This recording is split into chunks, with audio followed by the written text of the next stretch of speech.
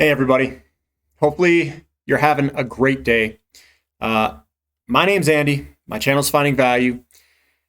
And if you want to make more money, if you want to get another opinion on the commodities market, if you need someone to ride this commodity bull market up with and give you support, this channel can do it. Subscribe to the channel.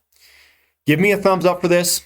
I am exposing what I am holding and what I think to all of you guys, or girls and guys, of what I hold and what my portfolio allocations are. I have nothing to hide. This is my opinion. This is something that I put together for myself. It does not mean that you should be following me. This is just me. This is what I know. I don't know as much about some of these technology companies. I don't have that gene in me. I'm missing a gene. When I see value, I see, hey, look, there's hundreds of pounds in the ground. It's proved up. The value's there. I like to invest in those types of companies. The value is already, quote, proven in the ground, so to speak. What I don't like about technology companies, and this goes for electric vehicle companies, this goes for a lot of tech. What happens is their PEs, their price to earnings ratio, they're typically extremely high. They can be 1,000 times at some point, like Tesla. And what they're doing is the investors are basically saying, hey, look, these companies have a great future potential. And they're discounting future potential to today and paying up large premiums for that potential. Now, the potential may never come, and all of those plans that the company has, they may be predicated off of a whole bunch of different assumptions. Those assumptions they're predicated off of low commodity prices, off of plentiful commodities, off of a whole bunch of different things. The risk there is that you're paying for all that future growth today, and that growth, I think, may never materialize. And some of it, you're paying so much for today for that growth that they have to grow larger than the entire, we'll call it the entire automotive industry and the battery industry combined. And I'm like, there's no way they're going to do that. There's no way. Because they're going to come into competition and they're not just going to take everyone. That's me on Tesla. So anyway, getting back to my portfolio holdings. A lot of my knowledge is based off of value and commodities. That's where I get excited. I don't have the gene for technology per se. I do invest in some technology companies, just not at this moment. I don't think the market conditions are ripe for those technology companies and the multiples that they have today.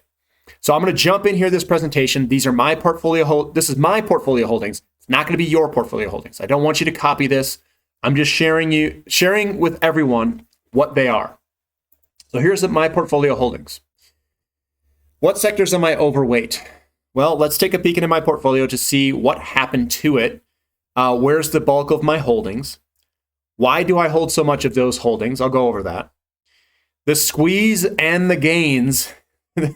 That's some of the reasoning why I hold some. And again, I don't have all the answers here. This is what I prefer. This is what I like. And this is definitely not financial advice. This is just my opinion and what I am doing. So my portfolio allocation, pretty simple. This is what it is today. And if you notice, the physical precious metals is a little bit smaller than real estate. And real estate, I only own the house that I live in. I don't have all this different real estate. I do have some real estate equities, but that's under the equities side. The gray is the equities. That is, I think that's a little over about 40%. That's what it's grown to.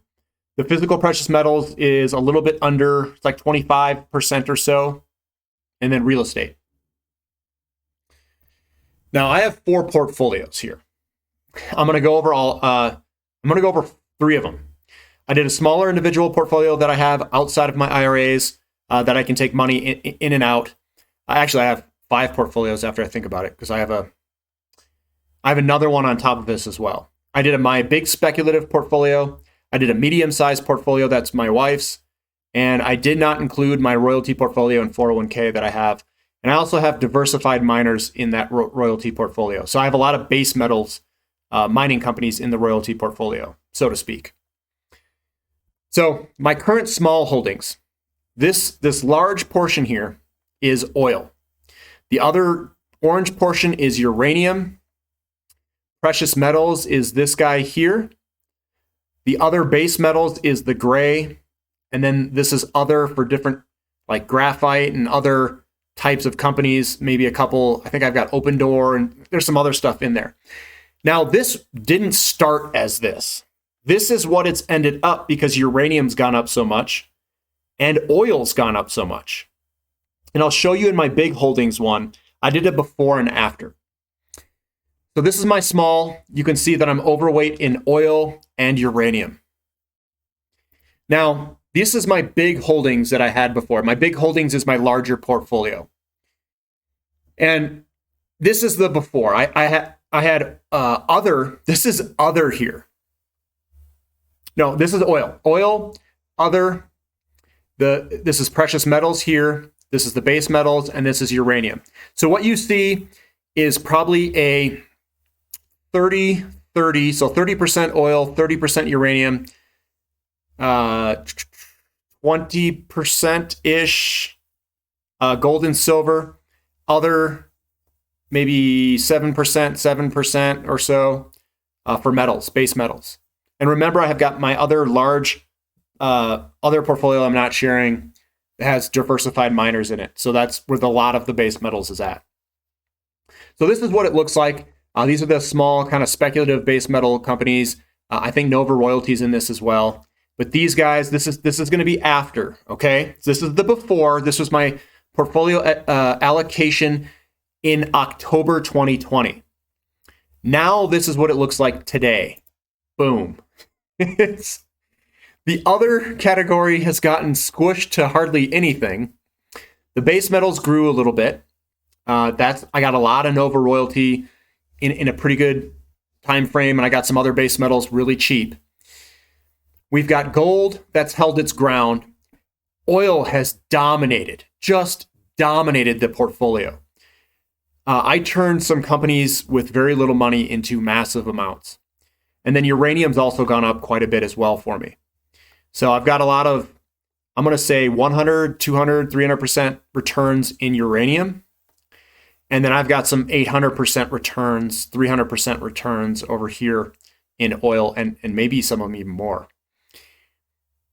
Not more than 800, but more than 300. So I've got this large array since October 2020 where some of these just went berserk because of the drastic undervaluations in those ratios of oil to gold. And that's what drove me into buying the uranium and oil sectors more so than the other sectors. This PM precious metals, this is mainly silver.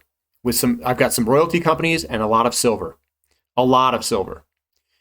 And this other one's got some graphite, some housing, stuff like that, but I don't think they're as leveraged.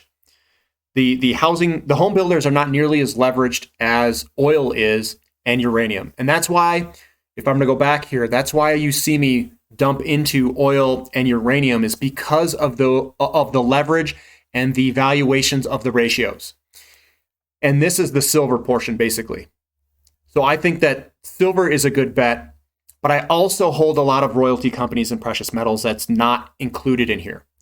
So keep that in mind. I am very heavy into precious metals as well. And I also have a lot of physical precious metals itself. So this is a lot of my oil and uranium holdings. And that's why I'm holding so much in the small and the big, because you're not seeing the other portfolio of my royalty companies and diversified mining companies and my 401k. So then here, I'm going to the medium portfolio, which is my wife's. I have absolutely, I I'm up hundreds of percents in her portfolio. It started very small and now it's getting pretty big. I've done very well with it. And now it looks like this. This is a lot of oil, uranium, gold and silver, base metals, which is mainly Nova royalty. And then I've got some other. But this one has done exceptionally well with this balance right here. And I think this is kind of the ideal balance for me, not for you guys. This is I've got a lot of silver in hers. I've got a lot of oil. This was a lot less, but it's just grown so large. A lot of uranium. And then this is the Nova royalty.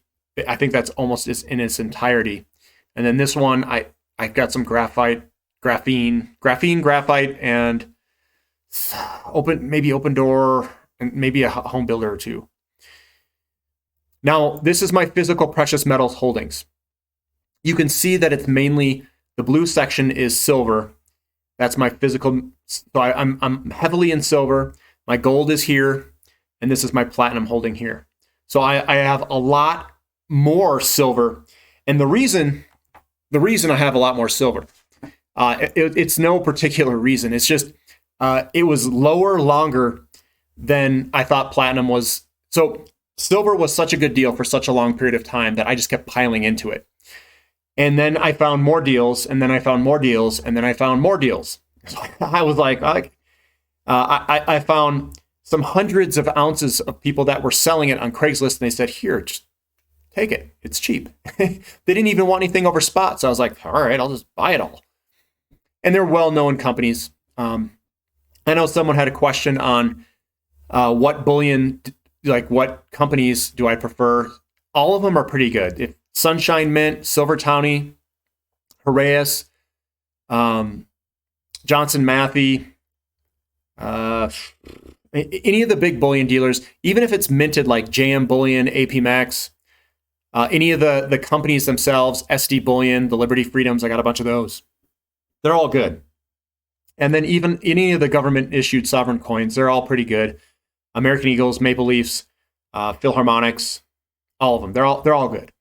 So when people were selling these things and they're like, well, it's down. I just want to get rid of it. The dealer's going to give me like below spot. I'll just take spot and I'll be like, all right, I'll take it.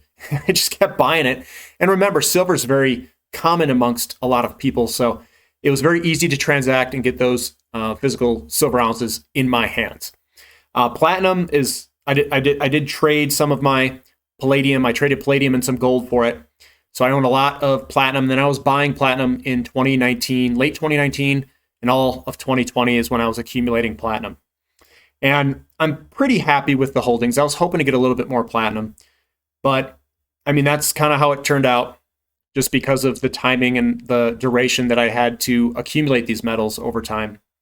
And originally I was very silver heavy because I liked silver so much in the beginning, and I didn't really invest into platinum, and it wasn't cheap. Back in 2008, I remember platinum being up at $2,200. And I was thinking to myself, man, if I could ever buy some platinum, I would jump on that. And then in 2019, I'm looking at it going, this is like $800 something dollars was the spot price. And I was like, dude, the premiums were nothing either. So you get it for like $840, $850, $860, somewhere in that range. So even $830, I think it was like $30 over spot sometimes when they ran deals. And I was like, all right, let's just do it. So that's my portfolio. That's what I am holding. Doesn't mean you guys should be doing this.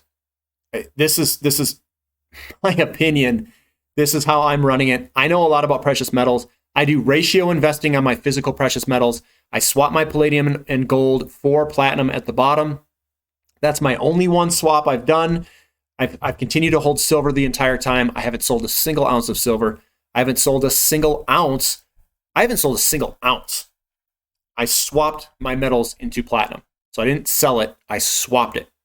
Now, if you're interested in swapping, I got store credit, and then I did a trade. So that's how I did it. If you guys have any questions, leave them in the comments section. Give me a thumbs up. Subscribe to the channel. I don't know what you're waiting for. And I appreciate you guys listening. This is Finding Value.